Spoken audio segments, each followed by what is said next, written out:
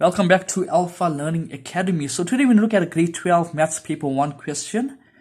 So I took this question from the May-June 2017 and we look at question 1, right?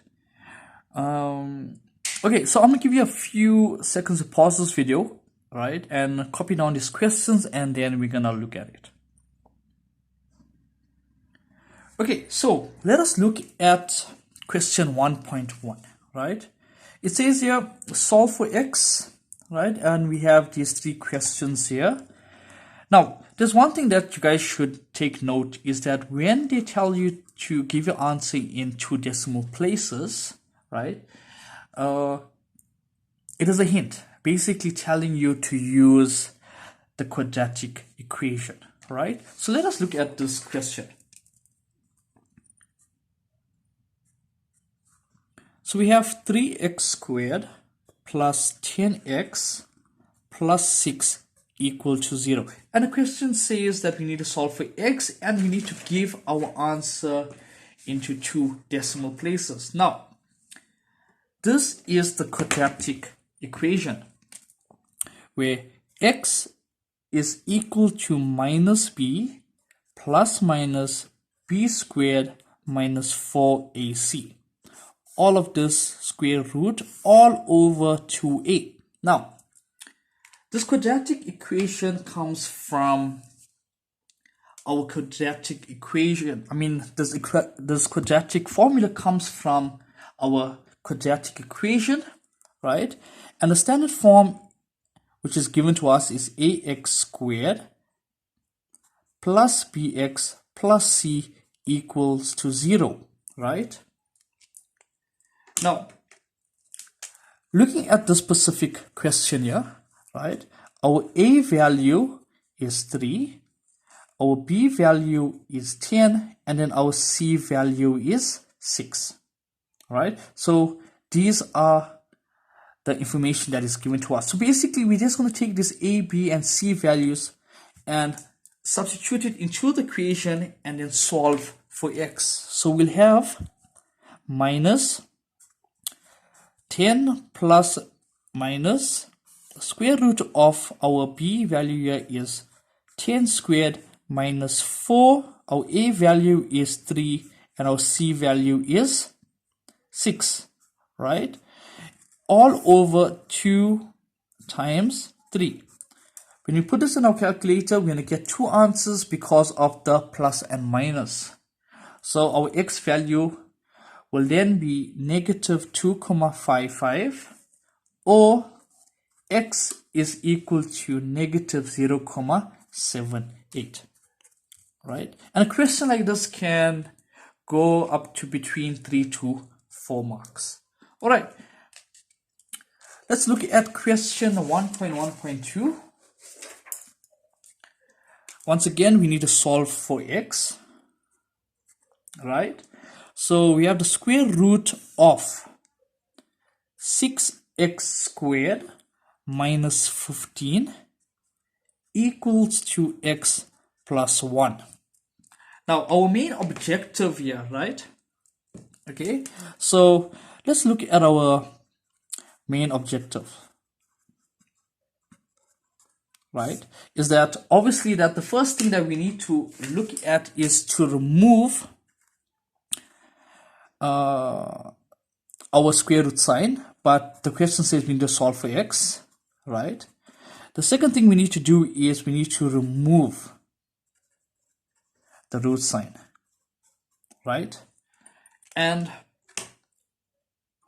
now let us look at us removing the square root sign here. Okay, we have 6x squared minus 15 all square root equals to x plus 1. Now, to remove the square root, we're going to square both sides, right? Now, remember in maths, what we do on one side, we have to do on the other side, right? By doing so, we can see that the square root will cancel out with the square there, leaving us now with 6x squared minus 15 equals to x plus 1 times x plus 1. Right? The square indicates to us that we need to open this bracket twice. Okay. So now let us expand this, right? By us expanding this, we're going to have x squared plus 2x plus 1. Okay. Doing so, we are now going to take whatever is on our right hand side and move it to our left hand side. So we'll have 6x squared, right, minus x squared minus 2x minus 15 minus 1 equals to 0. Now we're going to simplify this. So we'll have 5x squared minus 2x minus 16 equal to 0. Then now we're going to factorize it by opening two sets of brackets. So the first bracket will have our 5x here. The second bracket will just going to have an x. And here we'll have an 8. Here we'll have a 2, because 8 times 2 is 16. And then here will be a positive, and this will be a negative.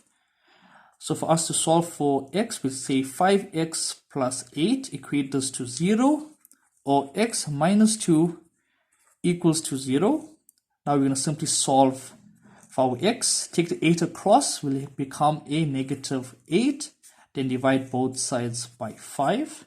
Therefore, x is equal to negative 8 over 5. Or x is equal to a positive 2. Alright, moving on to the next questions. Guys, remember, if you have any questions, right, please leave your questions in the comment sections and I will get back to you, right? So let us look at question 1.1.3, right? So this question is an inequality question, right? So we are now given x squared plus 2x minus 24 is greater than and equal to 0. Okay, now with these inequalities, I like to treat them as a normal equation where we apply all our rules, apply our factorization methods and so forth, right? Now, the most important thing about our inequality question is finding our critical values, right? This is what we are looking for, right? We're looking for our critical values. Okay, by looking at this inequality here, right, we can see that we can factorize this, okay, right? By us doing so, we're going to have an x here and x there in the second bracket. We're going to have a 6 here and we're going to have a 4 here because 6 times 4 is 24.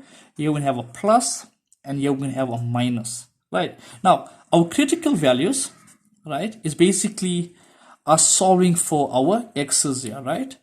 So it'll be 6, right, and negative 6 and a positive 4. So this is our critical values, which we then are going to place it onto our number line, right? Now, there's two ways in us to put this thing onto a number line, right? The first one is our normal number line where we can have our 0, right, our negative 6 and our 4, right? And the other one is that where we're going to use a graph, right? Okay, now, by looking at this, right, can you see that this entire equation must be greater than or equal to 0? Okay, so where are we going to draw the line, right? First of all, is equal to, so it's going to be a closed dot, right? And the arrows will point in this direction here, okay? Now, if you use the parabola method, right, you can see that it'll be the same thing, but it'll be in this direction. So all the values from negative 6 to negative infinity, and all the values from positive 4 to positive infinity. That's basically what it's saying, right? Now, to write this in an interval notation, we'll have x is less than and equal to negative 6, or x is greater than and equal to 4. Okay. Now we're going to look at solving simultaneously for both x and y. All right. So we are given 5x plus y equals to 3. So this is question 1.2, right? And we're going to have 3x squared minus 2xy equals to y squared minus 105, right? Looking at these two equations, right? So we're gonna start naming them, right? We're gonna name this one here equation 1 and this one here equation 2. Now we need to find a third equation, right? Now this third equation is going to help us to determine either our x or y value first, right? Now looking at these two equations here, we can see that from the first equation, it'll be easier to make y the subject of the formula, right? And that is the goal, right? Is to make either your x or y the subject of the formula, right? Without doing that much of work, right? So if you look at 5x plus y equals to 3, if I make y the subject of the formula, take the 5x across, becomes a negative 5x plus 3, and now this here will be known as our equation 3. Now we're going to substitute equation 3 into equation 2, and we're going to solve for x, right? So we're going to have 3x squared minus 2xy equals to y squared minus 105. So we'll have 3x squared minus 2x into negative 5x plus 3 equals to negative 5x plus 3 all squared minus 105. Right. Now we need to simplify this. So we'll have 3x squared plus 10x squared minus 6x equals to 25x squared minus 30x plus 9 minus 105. Right, we're going to bring everything to our left hand side, so we'll have a negative 12x squared plus 24x plus 96 equal to 0. Now, can you see that this equation here looks a bit too complicated to factorize, so we'll try and simplify it, okay? So we're going to look at our first term here, right? Now we can see that this 12 can go into 12 itself, it can go into 24 as well as 96, right? So we're going to divide it by a negative 12, so we can make the first term a positive, right? So we'll have x squared minus 2x minus 8 equals to 0, right?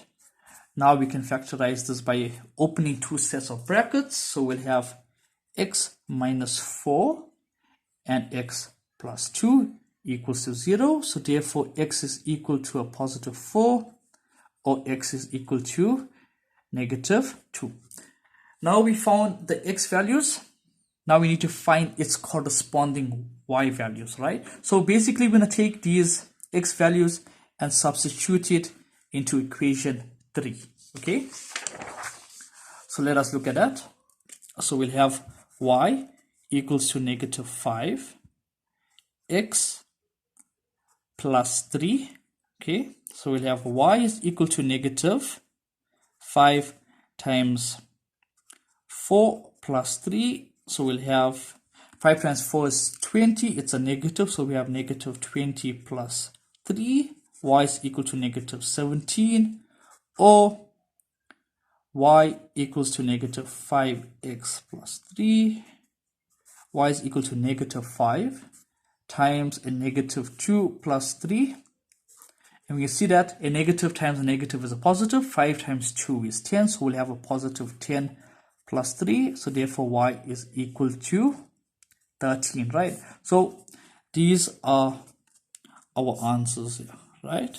Can you see that? X is equal to 4 with its corresponding y value, which is negative 17. X is equal to negative 2 with its corresponding y value of 13. Right.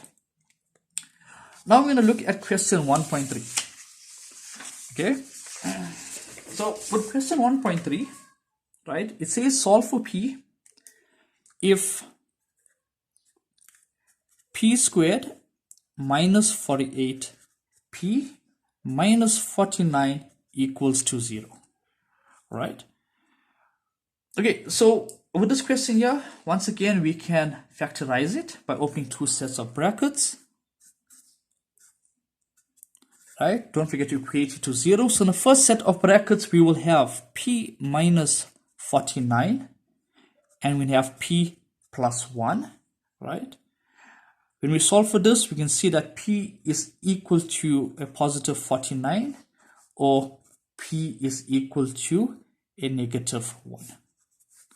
Okay, now if you look at question 1.3.2, right, it says here, right, hence or otherwise solve for x if 7 to the power 2x minus 48 times 7 to the power x minus 49 is equal to 0.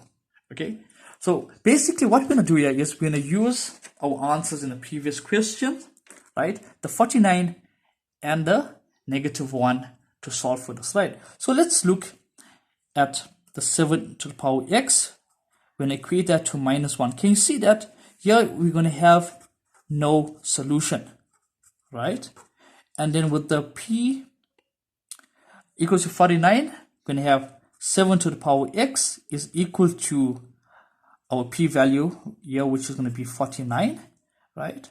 Then 7 to the power x is equal to 7 squared, because 7 times 7 is 49. If the bases are the same, we are going to equate the exponents, so therefore x is equal to 2. Okay, so this was the solutions for your grade 12 maths paper 1, your May-June 2017 question 1 paper, right? So guys, please do not forget to subscribe, like and share this video.